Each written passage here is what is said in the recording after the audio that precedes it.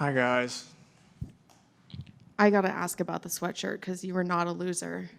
So I'm wondering, is there a meaning behind this sweatshirt? You don't like it? No, I like it. I'm just curious what's the story? It's just a cool sweater. You're not worried you're giving yourself a jinx? No, not at all. It's just a sweater, but yeah, just it's a funny play on words. So speaking of that undefeated record, does the pressure get worse as your record builds and builds and builds, or is it a little bit less because now you're kind of comfortable with winning?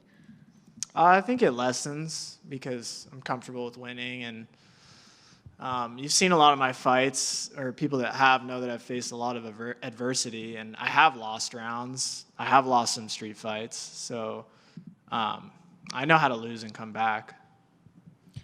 And I know this is going to sound like a silly question because nobody wants to lose, but there's always that saying that when you lose, you learn something.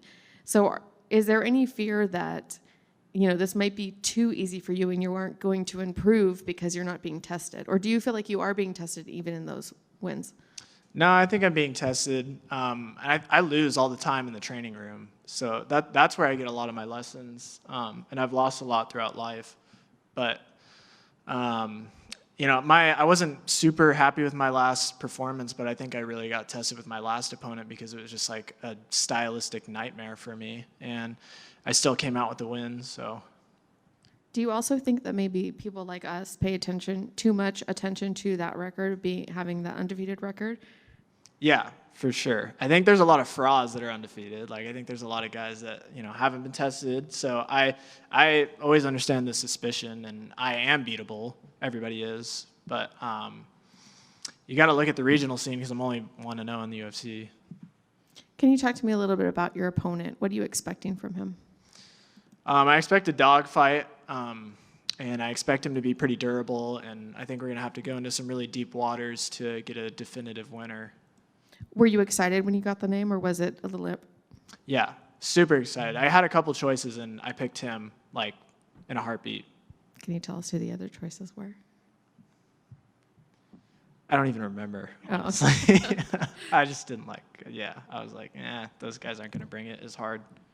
And you said you think it's going to be a dogfight. Do you feel like it's going to go the full 3 rounds?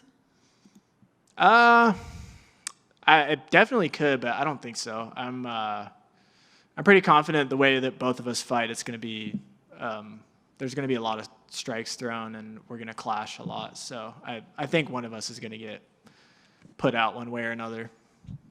And I know most people don't want to look too far past their opponent, but do you have goals for this year that you've already set for yourself? Now, if I'm healthy, I'd like to compete once or twice more at least, and do some traveling and enjoy myself. Is there like a venue you'd particularly like to fight in? Yeah, I'd like to fight in an arena. I've never even been to a UFC event. The only ones I've been to are mine, so I don't really have any context, but I'd like to fight for a crowd. Is there a reason you haven't been to a fight? Because I've heard some fighters say they don't want to go until it's their fight, or it just hasn't happened. No, just hasn't happened. Awesome. Thank you. Thank you. Hey, Payton, just a quick one. What do you think of Sean O'Malley's win at UFC 299? That was impressive. I knew he was going to win, but I didn't think he was going to look that great, or just as good as he did. But I don't know how Cheeto stayed standing up, but his movement and everything has just gotten a lot better, and he just put a showcase on how much he's improved. Thanks, man. Yeah.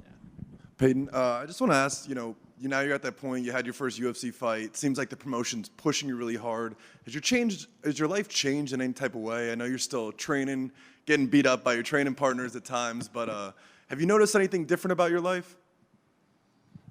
No, not too much. I feel like I prioritize my career more, and I've definitely put a lot of more time into that, as well as just like expression of what I want to put out on the internet and everything. But everything else has pretty much been the same.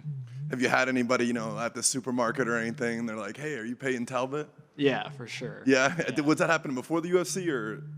No, not really. It was after my first win is when it's gotten a lot more, like there's just been more people that notice me, but yeah.